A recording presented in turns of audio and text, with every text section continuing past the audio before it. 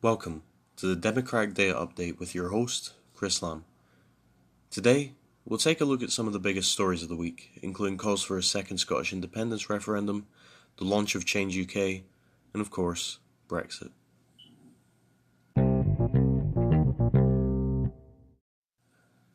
The week is never complete without taking a look at the latest events surrounding Brexit, so let's get right to it. After MPs came back to the Commons on Tuesday, following their Easter break, talks between Corbyn and May resumed on coming to an agreement on the withdrawal deal. Throughout the week, both sides have accused the other of not being flexible enough, with Conservatives claiming that the Labour leadership are stalling progress on reaching an agreement, while Labour argue that May is too dug in on her red lines to compromise. There have been rumours that Labour could sign up to May's Brexit deal without a promise on a second referendum, which does appear to conflict with the party's previous statements of support for the idea of a confirmatory vote. Earlier in the week, a draft leaflet that was supposed to introduce Labour's European parliamentary election campaign had to be pulled back after MPs and activists expressed their deep resentment for the fact that the leaflet did not mention a second referendum once in the whole document. It stands to be seen whether the Labour leadership and its members can come to an agreement on this issue. However, we may not have to wait too long, as on Tuesday, Labour's National Executive Committee will meet to discuss the party's manifesto, and they'll really be hoping that they can put this issue to bed. One party that is committed to a second referendum, however, is Change UK. The party founded by ex-Labour and Tory MPs such as Chuka Umunna and Heidi Allen had the launch of their European election campaign this week, and had some interesting candidates to introduce. Arguably, the biggest name there was journalist and author Rachel Johnson, the sister of Boris Johnson. Another of the big names announced as a candidate was former BBC correspondent and presenter for Newsnight, Gavin Esler.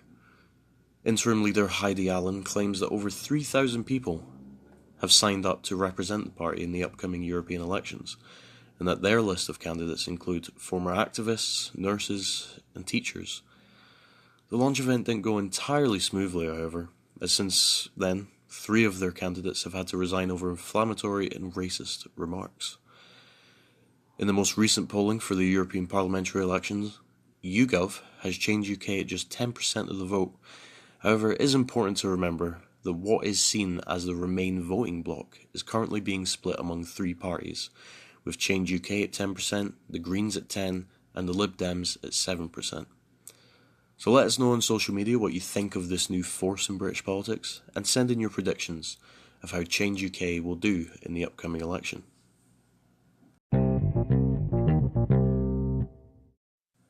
In other polling news, Farage's new Brexit party is currently leading in the polls for the European parliamentary elections at 28%.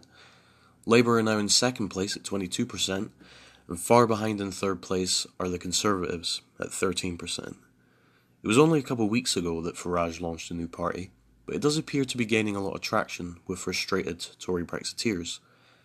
In a questionnaire sent out to Conservative Party members last week, 62% stated that if the European parliamentary elections were to go ahead, they would vote for the Brexit Party instead of their own party. It also appears that the Brexit Party has firmly taken the place of UKIP, which is currently only at 5% in recent polls. Nicola Sturgeon has announced that she plans to hold another Scottish independence referendum before the next Holyrood elections in May 2021, in what she claims is a safeguard against a disastrous Tory Brexit. The government have already rejected the idea of having another vote on independence, as David Lidington said on Thursday that the referendum in 2014 had settled the matter for a generation, and that there had been no evidence of a surge in support for another vote. But definitely not what could be described as a surge. The desire for a second independence referendum has increased slightly since the first vote, with Brexit making it even more likely. Since the referendum in 2014, support for independence has rarely had a lead over its opponents, and has stayed steadily within the mid-40s.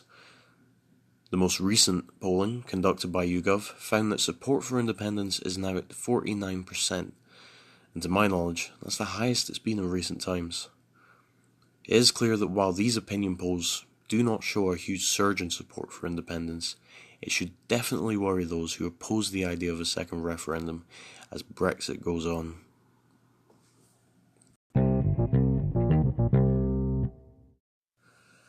This has been your weekly Democratic Data update with me, Chris Lamb. Make sure to follow us on Twitter and Facebook and send in your questions for next week's show. Goodbye.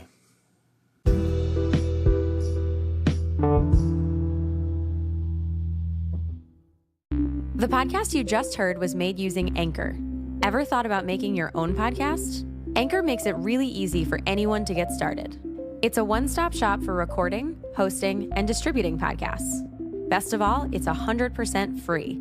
Sign up now at anchor.fm/new. That's anchor.fm/new to get started.